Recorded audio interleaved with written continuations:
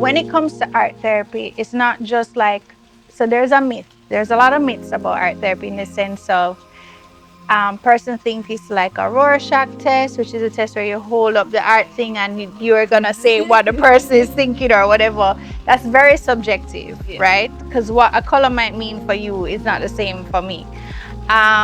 The other thing is that people just think coloring book images is art therapy or paint and sip is art therapy. These are activities that may feel therapeutic because they're relaxing, but they're not.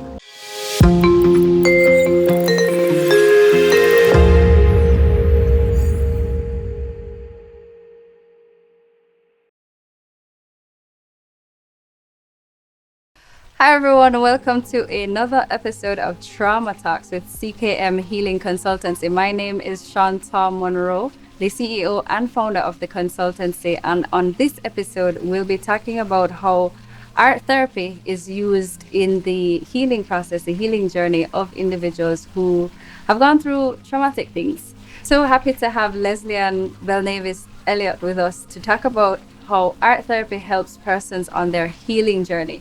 She is a registered art therapist and photographer based in Jamaica. How cool is that?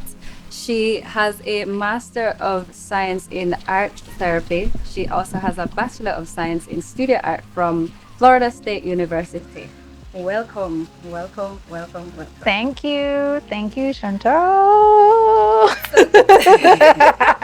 It's so good to have you here. Guys, you probably don't know, well, you don't know this, but I was a client of the awesome art therapist that I have in front of me, and so I know her work is effective and it works, right? And so I'm excited to have you with us here today. Thank you so much for joining. Thank you for having me.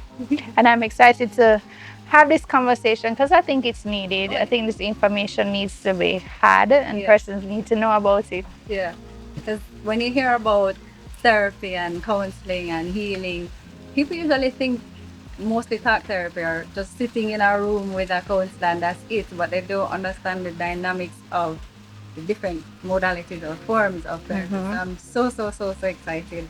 And so can you share a little bit about who the art therapist is outside of art therapy, because you also do photography? So that's a good question because for a very long time, my identity was art therapist only, the art therapist only, because it's something that when I came home, I had to fight a lot to like have awareness about and push. But outside of that, I am a new mom, as well as I am a photographer. And I had a recent piece, Oba Umi, King of Water, featured in the Face of Us exhibition at the National Gallery of Jamaica. Outside of that, I do work. I partner with my husband, who is also an artist. And who is Leslie outside of being an art therapist?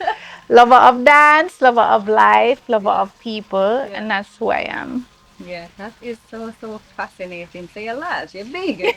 I guess You're so. talking like, say, you're not a big deal in the space.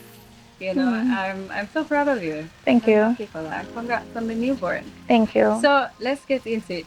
How effective is art therapy when you compare the different therapy modalities? How effective is art therapy in helping people to heal? So first I will actually define like what art therapy is. So it is a mental health profession that's studied at the master's level. And I like to call it a unique marriage between art, but specifically visual art. So like drawing, painting, sculpture, photography, and digital art. That's what it is, married to psychology. So it's using visual arts, techniques, materials to help persons who are really struggling to talk about or process what they're going through. You're using this modality to help them express what's happening. Why art therapy is so unique? I'm not discounting talk therapy, but sometimes for persons to actually sit and talk about something personal with somebody and to be vulnerable with somebody is very threatening. And especially in our culture, you not get certain people to talk about certain things. They're going to kind of hold back, or they're going to go to who they feel they can trust, or they keep it to themselves. That's not necessary. Right. So some might go to them pastor, they go to a friend, but in terms of art therapy, why it's so unique is the fact that words can be spoken in colors, in shapes, in lines, in how you can make things. Yeah. And why it is really like unique is that you have different materials. So like you might have watercolor paints, which is smooth, it's fluid, it's liquid based. You have to add water to it, it's calming. So there are different materials that bring out different emotions or help persons to channel those emotions in a safe way.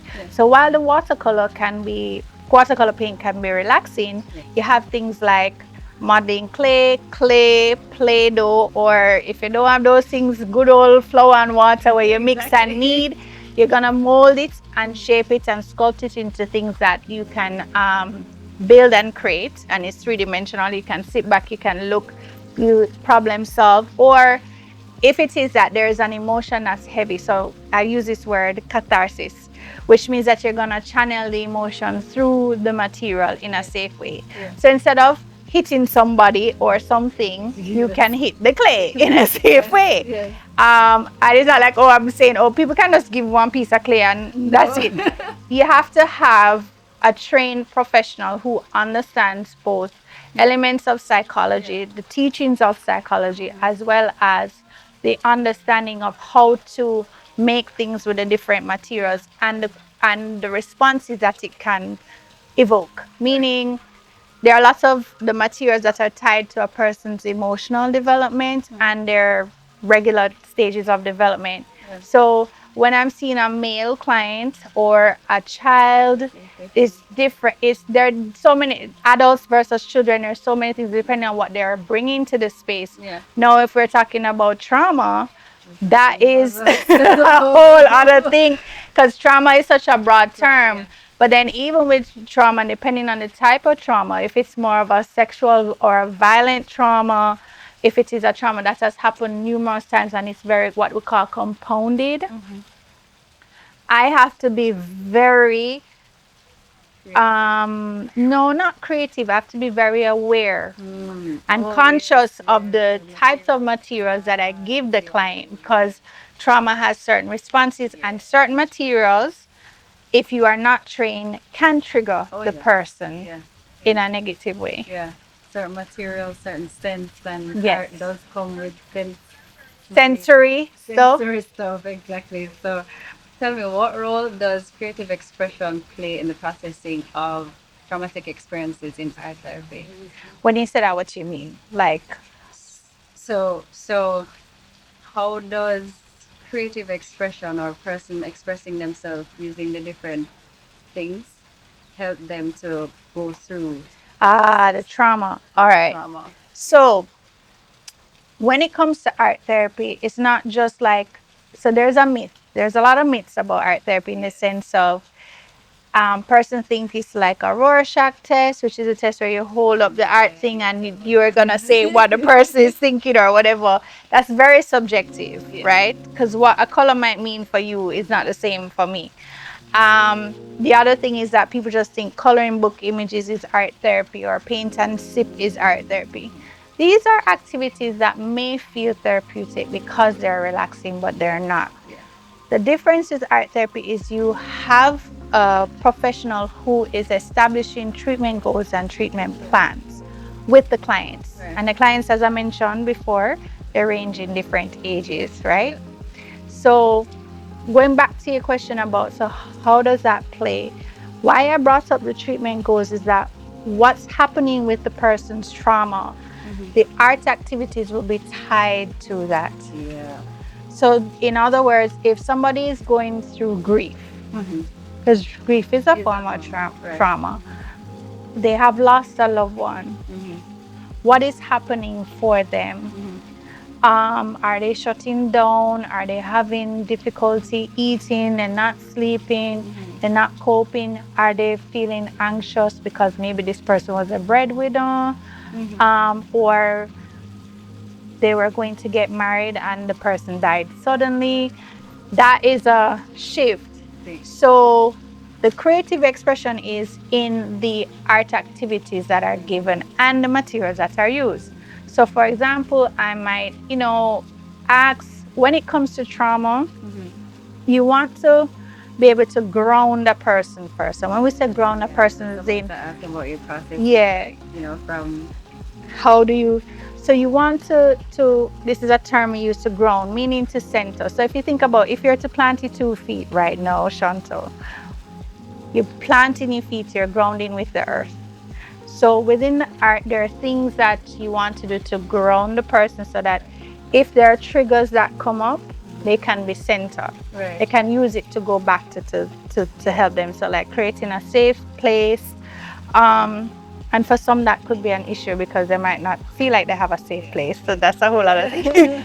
But there are things that you're doing to ground them first. And then you want to move them through maybe working through triggers that they have experienced. Identifying what the triggers are, but they are creating these things. I know would be kind of maybe my role would be unique to know what type of material I would give them to use to have them make this and then talk about it and sit back and reflect. Right. So the creative expression, I would say, is dual in terms of the art therapy activity or directive that's given, as well as how the person makes the response. Right. So what we Right. So if I share maybe like in the session that we did, I don't know if you remember, I think it was like I gave you an activity about writing down the negative self-talk statements that you had. You wrote it down, and then I said, okay, I want you to tear that up and then use the torn pieces to reframe and create a positive image for yourself. Do you remember that? What you said? I think I made a box or something. You actually made a heart thing. Oh yeah. You made a heart thing with some, I don't remember what else was added to it. Some other stringy things, I think, that was attached to it, like different things coming together, I think. So I could ask you, what was that like for you? The reframing of what? The reframing, it made me realize, I guess, that I can change who I am or who I thought I was as a result of what I was going through. It made me realize that there is still wholeness that I can get from all these broken pieces. And then I would ask you, because of your question about creative self-expression, what was it like to, you were in a space of having negative self-talk, then you tore that up to then recreate something positive. What was the action of doing that like for you? It made me feel powerful. It made me feel like I had control over the circumstances after the event has happened. And it made me feel creative, because in the sense that before, prior to meeting you, it was very black and white, very dark and very negative. There was a lot of negative self-talk. There was a lot of body shaming and all sorts of stuff. I think I remember sharing that with you. And so having done that, it showed to me what was possible and all this. And I didn't have to be afraid of it. So thank you for sharing that. But I would say the reason I asked is that that's a clear example of the process of the creative expression and how in the act of doing it in the session, how it can impact the person, how sitting back and seeing what they have created is called what we call reflective distancing. You can take a step back and be like, oh, or sometimes if you don't have the words to like process, or you have the ability to see it or put it down or frame it for yourself, once you have created it, it's like and sometimes I see in the creation is like you see an actual shift in the person's body language, because I think after that you're done, you never come back. You're like, I'm resolved, that's it. So I hope I answered your question. You did answer the question. I was resolved. I thought it was mind-blowing and fascinating how art could pull out so much, even if you're not trying. Yes. But it pull out so much for you to work with. And I think that's so impressive. What I've seen that is very unique too is like, when it comes to adults, they are very guarded in their minds. And then when it comes to artistic expression, I think because we aren't given the opportunity to express ourselves much, like it stops at a certain age. It's like, oh, if you have a certain skill, that's it. Yeah.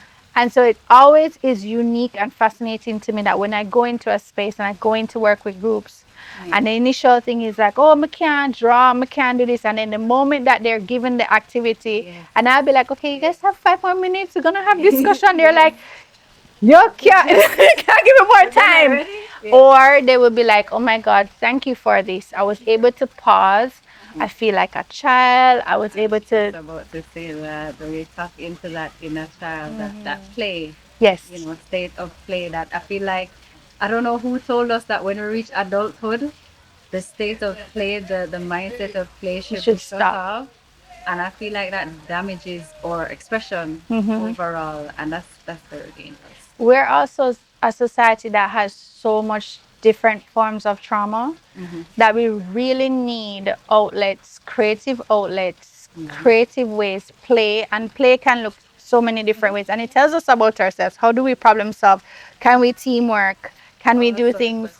The same with art therapy and art making. Like making statements in the art, even if you don't have the words. So like there's a client that they're in a space that the space is traumatic and abusive, that they, if they kept a journal, that would be invaded and that would be used against them.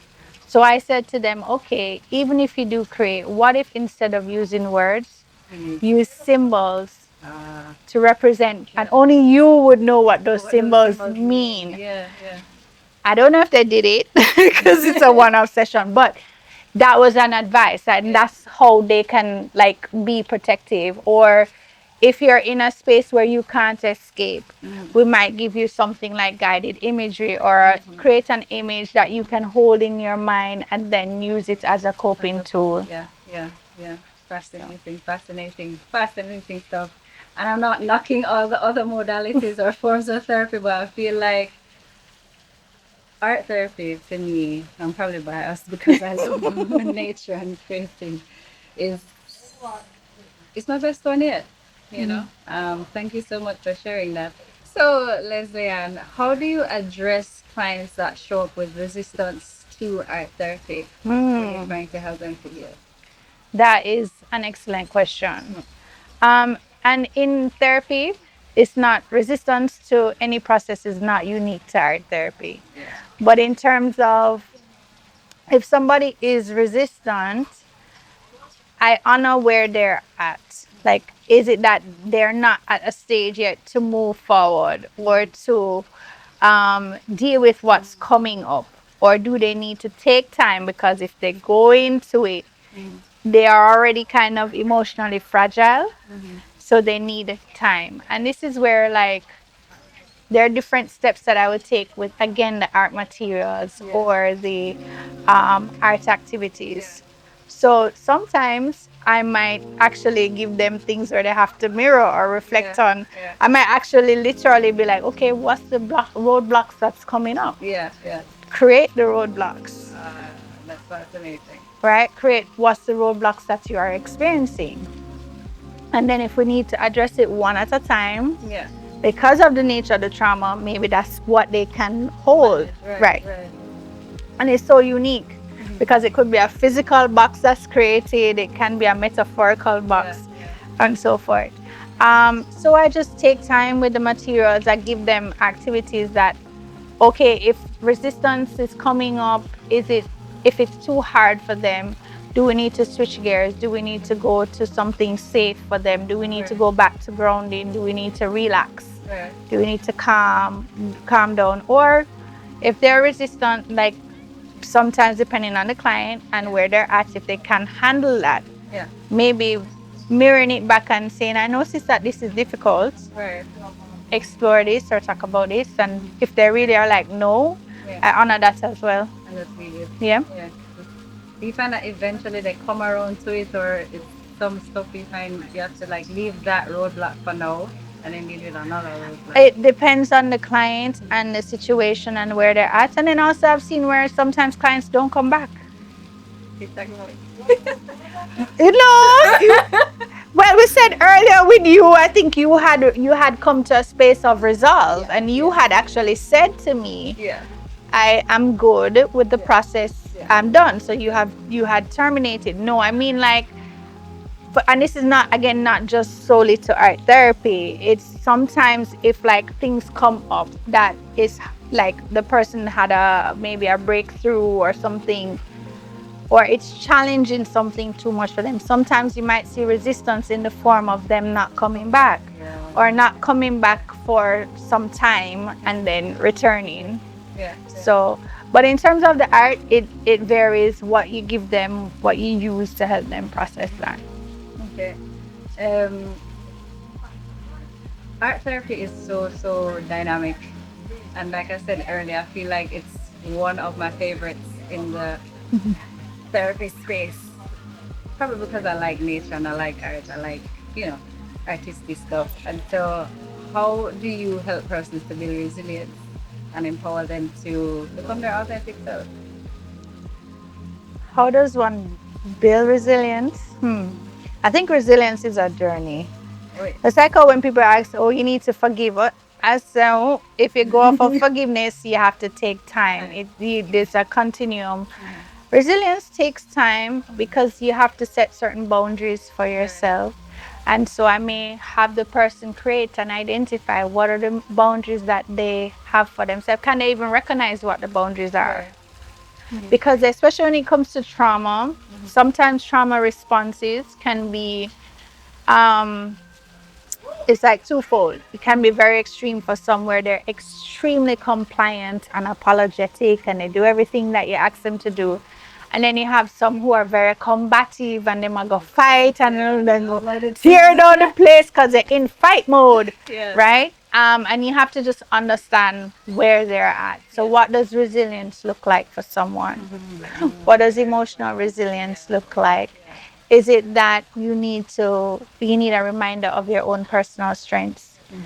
Do you need, as I said, setting boundaries? Do you need to reframe the situation? Are you okay if it's a grief situation that is traumatic or a separation? What's your new normal then? Yeah. What's the shift? If a parent has now left, whether via death or the marriage, how do you as a family or the individual move on from that? Yeah. What does that mean? So like in a situation where I worked with a family where it was a separation that then became a divorce, it was coping strategies for the family, but it's now a family of 3. So what's that new family unit? How do they manage? What's the emotions that's coming up? How do they shift? And bringing up awareness for giving room for, okay, when a hard emotion is coming up and I'm showing it out in this behavior, how are we going to address it? Build strength as a unit to give space, give room, because resilience is also being aware of your emotions and how you manage it too. So how do you make room for that space? So is it that you're gonna have a jar that you're gonna put these emotions in, and then as a family unit you're gonna come back and take it out and talk about it? Again, all of these things need a trained person to support it, right? Because if you don't have the tools, Like, oh, what does this mean? Yeah. So Chantaeu, I'm gonna give you a little resiliency activity. All right. So I'm gonna give you 3 prompts. So I have a little acrylic. See, this is what's fun. So this is an acrylic paint marker, right? So the marker's not so regular anymore. Acrylic paint marker, and you have a crayon here, a gel crayon. So I'm gonna give you 3 sentence prompts, and you're gonna complete them. Okay.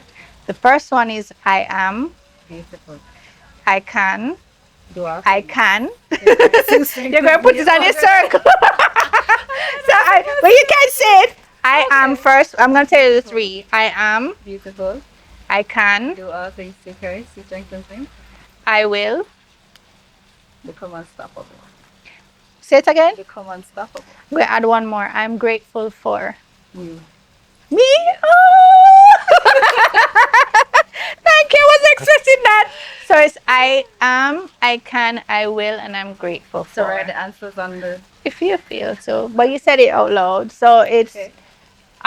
for clients, and have them Right. create it, and they can keep it as a card. That's something that they can go to Oh, and look back as a resiliency, Put as it on the fridge. Remember, I'm beautiful. Yes. Do all things. You see, such a brilliant. Is there any more activities you wanna? Was there any more activities, or that was it? that was just that I should one. write it down. I am beautiful. All right. You have to shake it. You want to use this thing?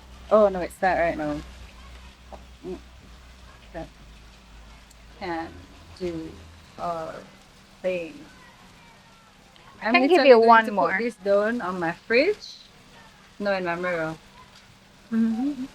That you can keep. I can give you one more. Alright, let's go. I want you, with this journey that you're on, think of what's an intention that you have for yourself, and you can use the materials and create it. Use the materials and create it, Mm-hmm. including. Yeah, these. space to use those, or you You can. know, It's up to you. this is so brilliant. Use the material and create it. So I'm creating things out of these two things. Or what's here. All right. So if you choose to use the paper, or if you choose to use the plasticine or modeling clay. So it's an intention that you have for yourself. Okay. So green, because I believe that CKM Healing Consultancy will flourish.